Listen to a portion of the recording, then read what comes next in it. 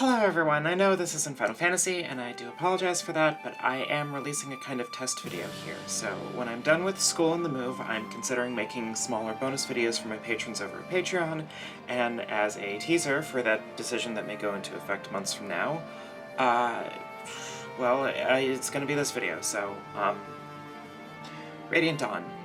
I've actually talked about Radiant Dawn publicly on the internet before, though not on my channel, and where I was mostly focused on part 4 of the game there, I'm going to pivot over to, rather than defend a section of the game that I have trouble appreciating fully at times, I want to talk about part 3.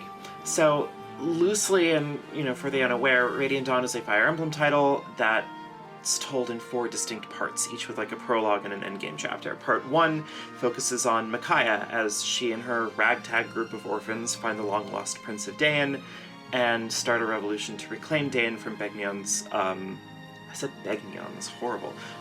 Begnion's oppressive control over it. Part 2 starts with Queen Elincia of Crimea, fantasy Crimea, not, our world's Crimea, and her efforts to address and deal with the uprising of a potential civil war. Part 3, where we're in today's video, starts with Ike, the main character of the previous Fire Emblem game, allying his mercenary company with the furry nation of Gallia, as a war breaks out between them and Begnion. Begnion had apparently murdered Gallian envoys, and it has turned into a full-scale conflict.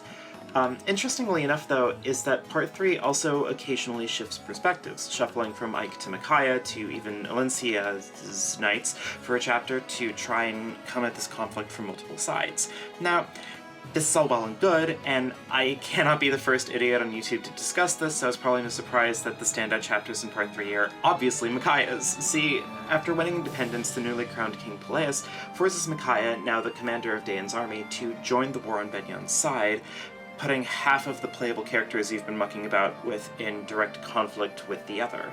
These chapters are great, not just because I enjoy watching characters do bad things that they don't want to do, but because they are mechanically terrifying. I need to set up more context before I really get into this point, and I'm really sorry about that. See, one of Fire Emblem's big features is that when you get a unit to a certain level, you can promote them into a stronger class with more stats, maybe new weapons, they can use skills, whatever. Good stuff. And in Radiant Dawn in particular, they have taken that idea to a new level by letting you do that again to already promoted units. This makes the scaling of the game having to account for the kind of wild strength your party can aspire to, for lack of a better term, odd. See, we have 11 chapters with the Dawn Brigade, where most of the units you get are unpromoted, small, weak, and you're kind of stitching together a viable strategy out of them until you can develop them into something stronger. You regain control of them in the middle of Part 3, after all of Part 2 and everything leading up to this moment, giving you nothing but a mass of promoted, delightfully powerful units to use to suddenly not just return to your party of fragile babies, especially since you lose access to pretty much all of your really strong units like Nyla, the Black Knight, Tormod, Moram, Veiga, and you're now pitted up against the main character of the last game. It can feel really scary to go through, and the game leans into that, and it's great. Now, my big contribution to this is that Part 3 is pretty smart in constructing this narrative in both directions. See, if the gameplay worked out that every time you're Ike, you're just face-stomping Dayan with no fuss, it would hardly feel satisfying or make sense with the narrative that it's actually a big frustrating deal that Dayan's fighting you, mostly because you spend a good portion of the time in Part 3 retreating from Begnion's central army or trying to make tactical strikes on them, so they have a balancing act to do. How do you make the player feel both powerful by playing as the guy from the last game, and feel like you're struggling under the weight of everything? Well, in short, money. Ike's group is strong, don't get me wrong. He basically starts with the cluster of some of the most viable endgame units on the spot, but you're rarely given money. Every conventional weapon in the game has a limited number of uses before it breaks and you can't use it anymore, and you have a lot of characters and a lot of enemies per map, and you have to make every penny work.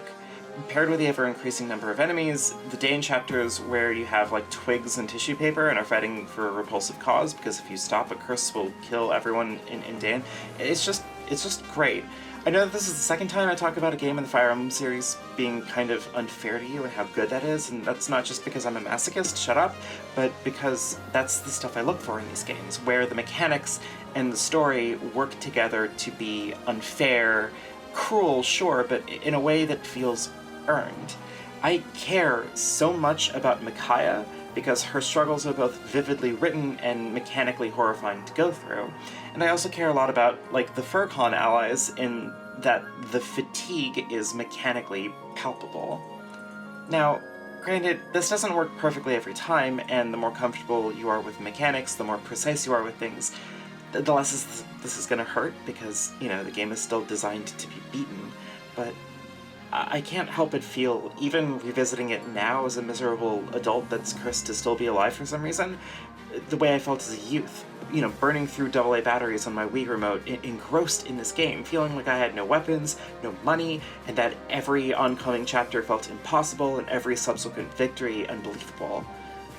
I know I try and shy away from talk of mechanics, mostly because if pressed, I can't really tell you how these games go about making the kinds of calculations they do, except for, I don't know, like the GBA-era games. I don't know AI manipulation, I don't know growth rates offhand, and I play on relatively low stress difficulties, but even with all of this, the intuitive feeling Radiant Dawn gave me has stuck with me for years, and I still feel drawn in by it to this day. Special thanks to Brandon Haney, Caitlin Fisher, Colleen T, Dr. A, Evan Kearns, Lewis Wells, Low Res, Maria Aladren, Alistair V, Natalie Lane Baker, Narai the Redmarked, Bahor, Professor Bopper, St. Rawberry, Thomas Vulpez, and Zetetic.